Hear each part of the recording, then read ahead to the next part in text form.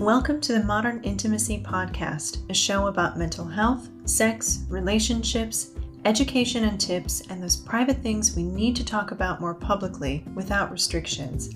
I'm your host, Dr. Kate Balestrieri.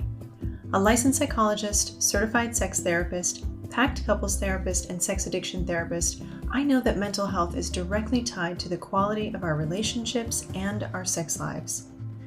I'm passionate in my desire to smash stigmas and shine a light on societal issues that may be negatively affecting our lives, relationships, and sexuality.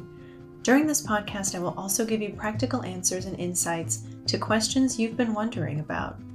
We should all have fulfilled, happy lives, and we get there by erasing shame, consciously digging deeper, building healthy connections, and by getting curious together. Thanks for joining me. Let's get started.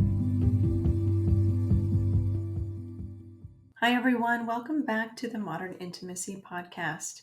In April, we are talking about all things pleasure, and so all of our podcasts and our content in social media and on our Substack are surrounding the various dimensions of pleasure, sexual, sensual, and otherwise. So if you're not already following us on Substack, feel free to check us out there, drkatebalestrieri.substack.com.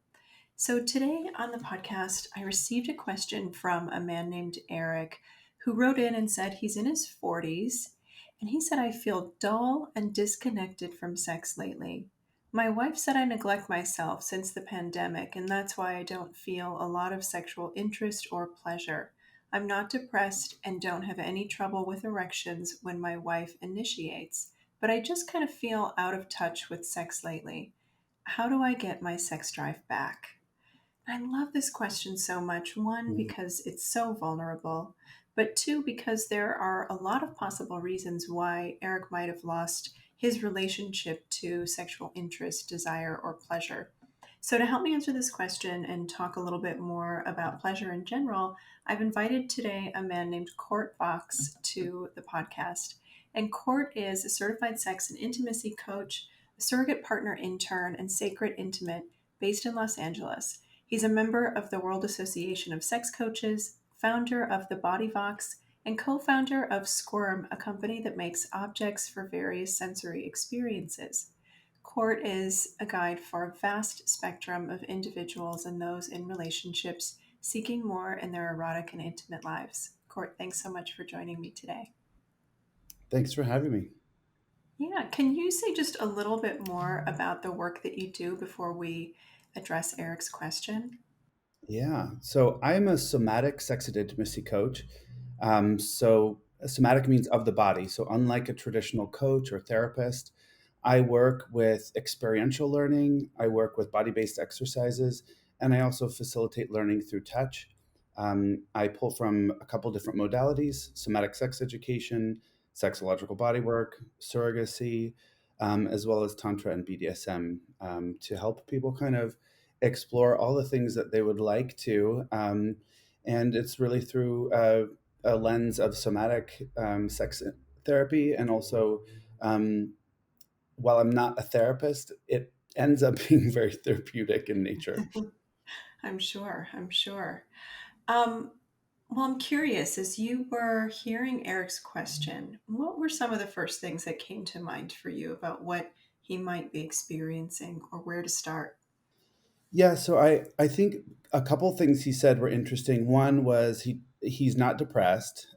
He erections are fine, which is great. He did say that he's 40 and that he's having a trouble initiating. His wife is more initiating, or his partner. And so something I find in clients specifically over 40 is that their arousal pathway has shifted. And so a lot of men who, in their 20s and 30s were just sort of at the ready and like ready to go all the time, need a little bit more of a progression in their arousal process. And so it can be a new discovery, as your body changes, as you shift and mature, of like what turns you on. And so there's a question for me there of what turns him on, and also just this noticing that it's not going to come on its own, that there is like an exploration in how he would like to be invited, and also some exploration in how he can invite his partner into erotic space, that's conscious. That's not like we're taking a nap together and it's going to happen on its own, because it's not going to. Hormones start to shift as well, and so it could be just going to get your hormones checked and seeing where your testosterone levels are. One thing I always recommend clients is to have your doctor test also free testosterone, because a lot of times insurance companies don't cover both tests, and so the doctor will run the first one, and you might get the results back, and they're like, "You're fine. You're in the realm of the middle place, and you're fine." And then you're kind of like, well, my energy level's low, and I don't know what's going on. And then you have to go back, and 6 months later they're like, your free testosterone's really low. And free testosterone is what's really readily available in your body for use and energy and arousal and all the good stuff. And so testing for both could be also something worth looking into. Absolutely. Let's assume that medically everything is where it is optimal for him, right? Let's talk a little bit about what you said a few seconds ago, the inviting in of pleasure and creating those opportunities and being really intentional about it. It's a hard place to be when you're feeling disconnected or disinterested in sex or about anything really in Hmm. life, to kind of find the oomph and the activation to move into that space. But how do you work with people Yeah. to help them shift, right, from that passive, it's just going to happen or it won't, into an active, I have some autonomy space? Well, I think a lot of times when clients come to work with me, and I just want to note that I work with clients in immersion. So I don't work with clients less than 3 days at a time. Um, and really, the first day, I call it like watering roots, which is like people are just so kind of thirsty and hungry for um, attention and also focus, right? So we're at work and we have like emails coming in from our family, and it's just a lot of noise all the time. And so when people come to work with me, it's sort of like, okay, we're turning our phones off, and you're in this space. The exploration is solely about you. My focus is solely on you. There's nothing you could share with me that is off the table, that is going to make me run out the door. This is a safe space. um, and that's really important for people to be able to take in what I call like nutritious nutrients, right? Of all the things that they're going to take with them when they leave. They can't be coming from a place of dry roots, which is, I feel starved for all these things. And so um, I think an exploration specifically for men, our focus is always out. We're doing a lot of outward focus, like we're taking care of family, whether it's financial or getting people together at work. We are a lot of the focus is out. I also think, despite what messaging is, I do feel a lot of men are worried about pleasing their women in bed, and taking care of their women. Specifically, the ones like this man who's asking this question, right? I really want to acknowledge him for being curious about it, which is like a big step in anything, to be like, you know what? I'm feeling like I'm losing my mojo a little bit. I'm curious about how to get it back, and Mhm. to even ask the question is a great place to start. I just want to I want to echo that. I really love what you said about him stopping to ask the question is really important, and that really is the first shift into taking action, which I think so many men are organized around. That idea of taking action, that feels really um, enlivening, and it feels like something to do, right? It's interesting you say that, there's something to do, right? So men are a lot of times in their active role. A lot of men are not in a place of or really good at receiving, right? Receiving feedback, asking for help, even receiving touch. And I think this is sort of like across the board with all bodies. But I do find that men have a hard time asking for these things, because there is this expectation that they're supposed to have it all figured out, right? Um, in terms of a self-pleasuring practice of like getting back to your mojo, you know, I'm going to talk about porn in two different ways. the first way that I'm going to talk about porn is that there's actually like useful information there of like what turns me on, what kind of Mhm. bodies turn me on, what kind of scenarios turn me on. Of like, you know, if someone were to tell me what kind of porn they watch and what kind of things that they fantasize about, I could actually distill it down to actually what their core erotic theme is, which a lot of times is not what is presented in the actual porn or fantasy. It's like, what's that deep thing that's there, whether it's being the center of attention, being desired, being taken from, being in control. You know, that we can kind of deduce from knowing what their fantasies are, and then we can apply it to everything, right? We can apply it to how they make invitations to their partner, how they receive invitations. We can apply it to like what they're wearing, how they create scenes, or um, you know, things that turn them on, toys that they bring into play. But those kind of key elements are really important in a discovery process. So that's one way that porn is, it can be really useful. I think if we're talking about embodiment and really like getting back to your own body, um, you know, porn again is an outward projection. Like we're watching this and seeing what we're seeing, and it sometimes takes us away from being in our body. We're like, you know, I'll just speak from an I place of using porn in this way of I got my cock in my hand and I've got my porn here and I'm in my cock and my porn, right? And that's sort of it. And I just want to name that that can be a valuable tool and one way that you can masturbate and bring your body pleasure. I think when we get into a space of thinking that's the only tool we have and that's the only way we can do it, it becomes limiting. And so a lot of times what I recommend clients to do is find maybe audio that's really sexy for them. And as they're masturbating and watching the porn, to actually move the image away from themselves and close their eyes and just listen to the audio and allow yourself to conjure the image of what's going on based on the audio. So this is sort of like a using porn in a different way. I love that you bring that up because so many men that we work with at Modern Intimacy are trying to find a relationship with sex beyond their relationship with porn. And that's not to say that they have to or even want to eradicate porn from the way that they experience pleasure. But I think a lot of men are realizing that what they see and enjoy in porn is not consistent with what is available in sex that they have with real life partners. But they're struggling to Mhm. create reach, right, with partners in real life that does light them up and does feel really exciting. So, what do you recommend in terms of cultivating pleasure and developing new um, erotic blueprints separate from porn? You know, changing the kind of porn is one way to do it. Yeah, Going from visual to audio porn or even written porn, that can create a lot of shifts in what's erotically yeah. available.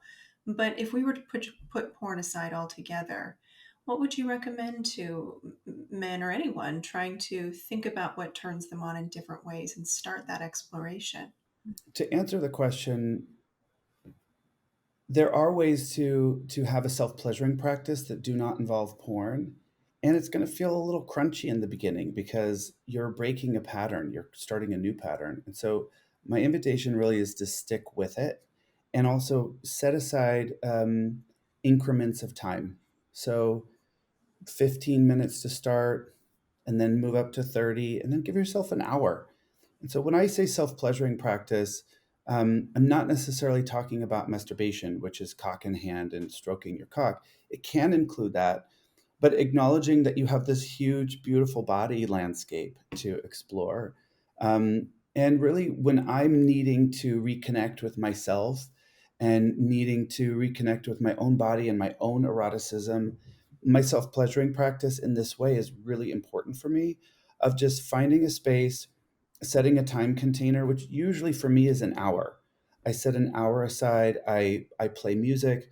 I oftentimes will dance, I'll move around the room, I'll stretch.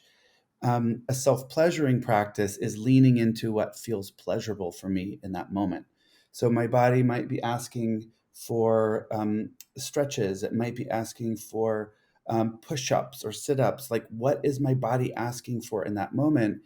And I'm going to say that it takes a level of attunement, right? Of listening, right? To kind of push away all the things that are going on and really look inward and feel inward of what does my body want right now? And if you're focusing on pleasure, it might be your thighs, it might be your chest, and not necessarily your cock. Such a great point. We're so often told and conditioned to believe that pleasure and masturbation is really all about genital stimulation. So in a pleasure practice, decentering the penis and decentering the idea of an orgasm is such a great place to start, um, because it, to your point, we have all of this really wonderful erogenous opportunity all over our bodies. And Hmm. in the work that we do as people in the helpers in the sexual wellness area, it's always such a joy for me to watch when somebody has reconnected or connected for the first time with a part of their body that they didn't even know they felt so alive in, right? And that feels really Hmm. important in creating this opportunity for different kinds of pleasure. How do you recommend people get started with developing an embodiment practice? It's such an easy sounding practice, but it's so much more involved. Hmm. I mean, I can speak to sort of my embodiment practices and what I teach in my practice to clients. In somatic work, breath, movement, sound, and choice and voice are very important tenets of our work. And so, as I say it, it's like just breathe, just make sound, and just move around. And it sounds really simple and easy. And I'll say specifically, men have a really hard time moving, right? So if I'm doing an embodiment movement practice and I'm like, move how you feel feels good for you, right? And it often is like looks like they're in a box, like they can't really move. And it's because life has not permissioned them to move. And so it's again an embodiment practice of movement. Same thing with sound and voice, of saying, okay, I'm inviting your big voice here. And a lot of people getting stuck around their chest and their throat area of like, I actually can't physically move sound, right? I can't move big sound. I can't yell, right? I don't have the capacity. And so it becomes a practice of inviting those into the space and also noticing how liberating they can be.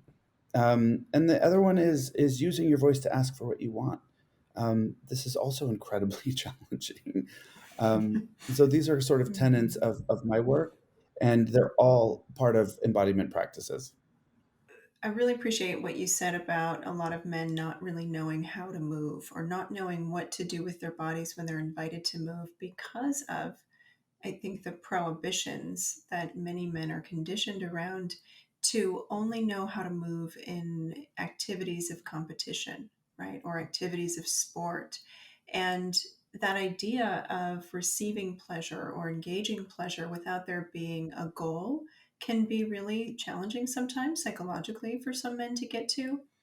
But also, it can sometimes evoke a lot of fear in men. They don't know how to do something, and then they feel a lot of shame around not knowing what that means or not understanding how to even sort of bring awareness into their bodies. So when you're working with men in particular in this area, how do you help them challenge that shame or any fear that might come up about, am I doing it right? Or um, what is this supposed to feel like? Or any other insecurities that might be present for them? We practice, and inevitably those things come up. Mm. So inevitably shame comes up. Inevitably, um, kind of a feeling of like ridiculousness comes up. um, just being able to name, I feel ridiculous, and I will name, I feel ridiculous moving about the room like this, and I feel ridiculous doing it in front of you. Like we're two grown men and we're like having this dance party alone in my studio here. Um, so being able to name it and then also keep going, right? So noticing that there are obstacles, noticing I feel really stiff in my hips, I feel really stiff in my shoulders. Great. Can you allow your body to move just a little bit more? Great. Keep going, right? And so acknowledging that it's not going to happen in one day, right? That if you want to liberate your body from a movement cage, you're going to have to move. And so, starting each morning with a movement practice that involves using your voice and being able to be loud and in using it in different ways and embodying animals or embodying your feminine or embodying your masculine, whatever sort of brings you into a more fluid space, acknowledging that you'll have to keep going there to create a new pattern. Yeah. Can you say a little bit more about some of the breath work that you would encourage people to engage in when they're trying to figure out how to move or how to be in their bodies? So I think there's, a couple things with breath work. A, if you're trying to relax the body, you're going to breathe in down regulation breaths, right? So deep, deep breaths and deep exhales. But there's also a way to use breath that increases sort of your vitality and is going to be upregulated and gets you excited. Something like the big draw is something that I use after masturbation or even to use it as a way of heightening my orgasm, which is, 20 breaths through the nose, exhale out 20. It's two short breaths through the nose, one long breath out 20 times with three followed, and you clench the body and let go. This comes from Taoism, and it feels a lot like an orgasm. It feels like an orgasm that doesn't have ejaculation. It's a really nice way to um, spread the energy that you've created and cultivated during your practice without releasing semen. And for some people, it gives them a sense of power and personal power throughout their week. Um, and for some people like me, I use that breath to sort of have larger orgasms and multiple orgasms. So there's a lot of ways to use breath. I would say specifically for people that don't know they're breathing, add sound to the breath, right? So if you take an inhale,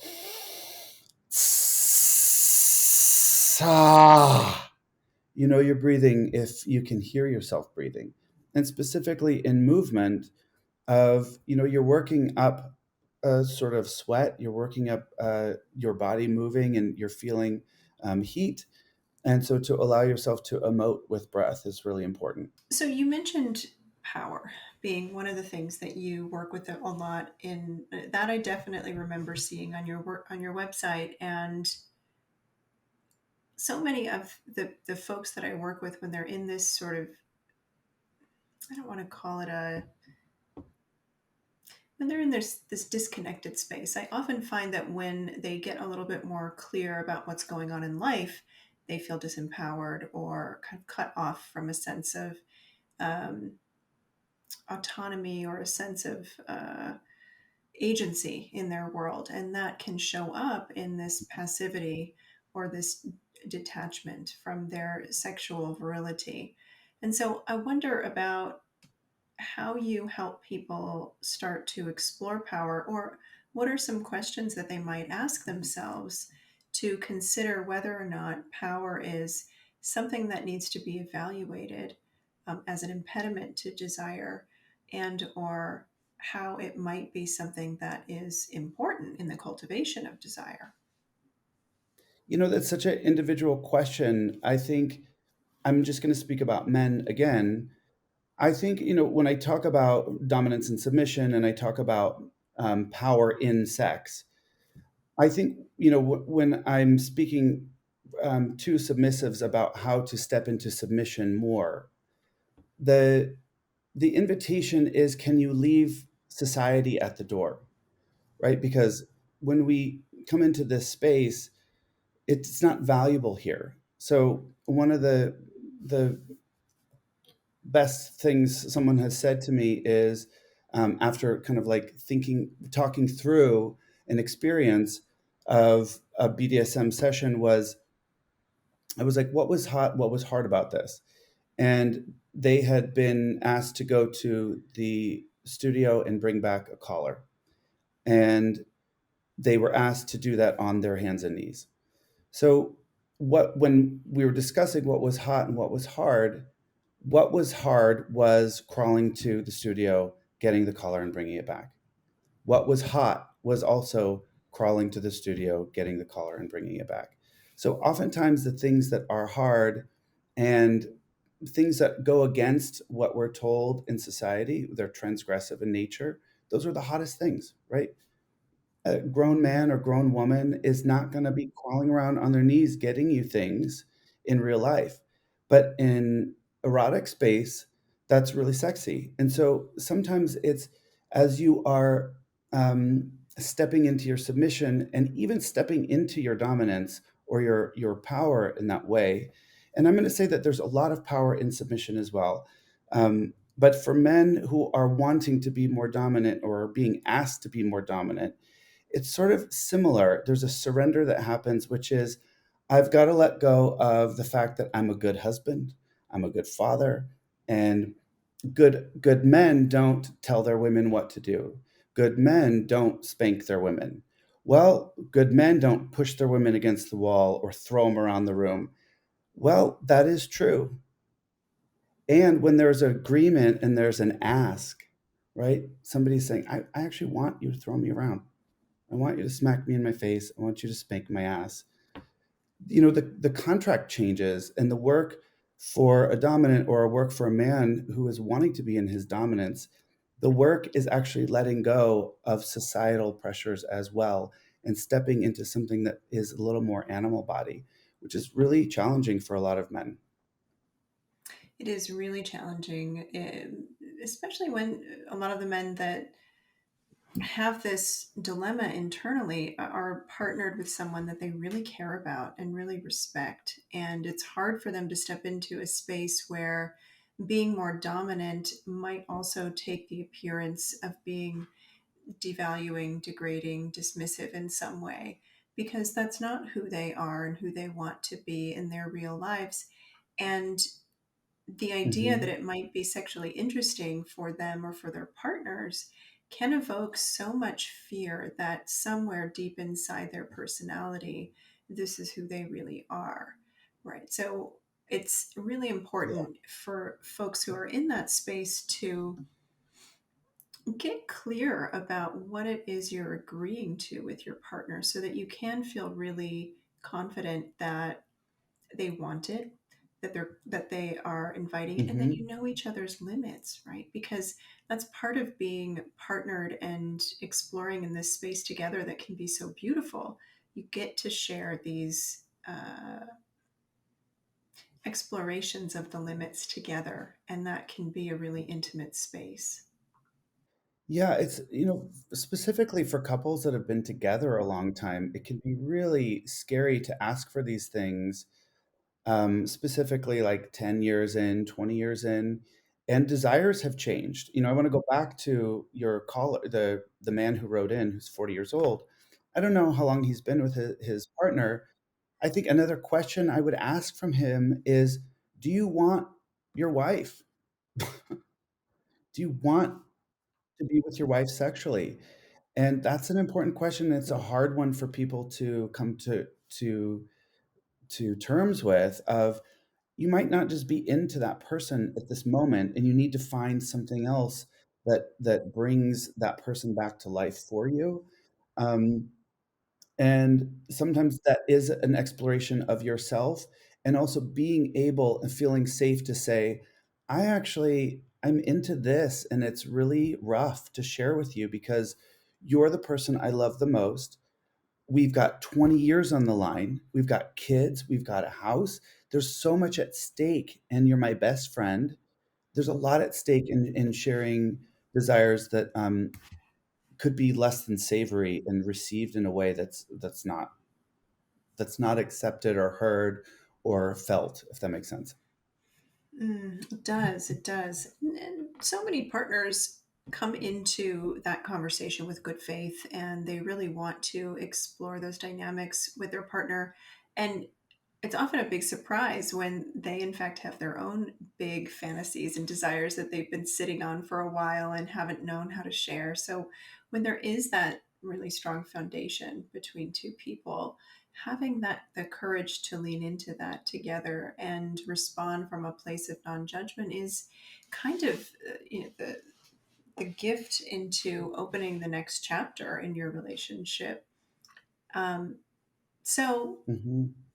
what what advice do you want every man to walk away really holding close to the heart, close to the skin, about their relationship with pleasure?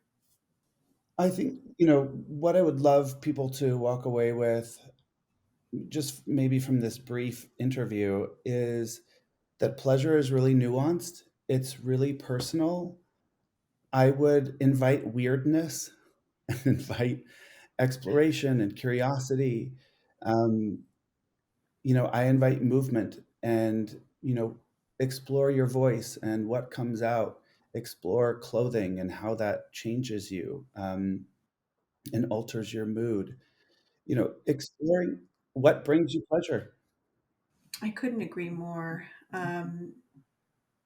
Especially around inviting in the weirdness. It's so necessary when we're talking about pleasure and expanding our awareness of pleasure and being in the body differently, that we give ourselves grace for being uncomfortable, vulnerable, silly, goofy, out of the lines. That's part of the beauty of life, is being able to just be silly.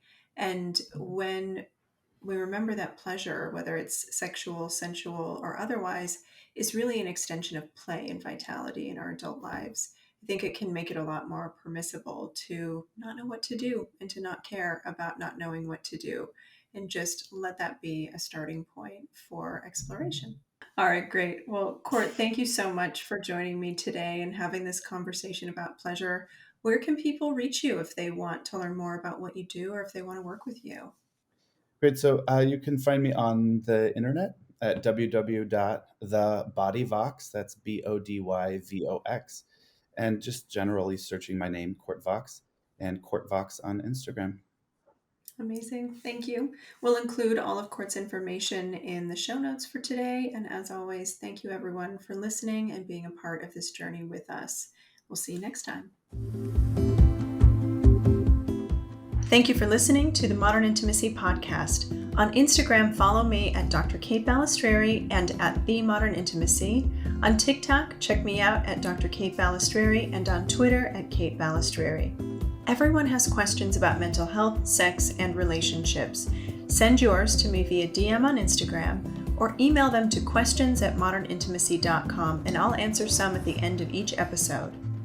Visit the website, modernintimacy.com, to schedule a consultation with a member of our team or to sign up for our newsletter. Let's meet back here next week. New episodes air every Tuesday. Reminder, this podcast is for education and entertainment purposes only and is not a substitute for mental health services.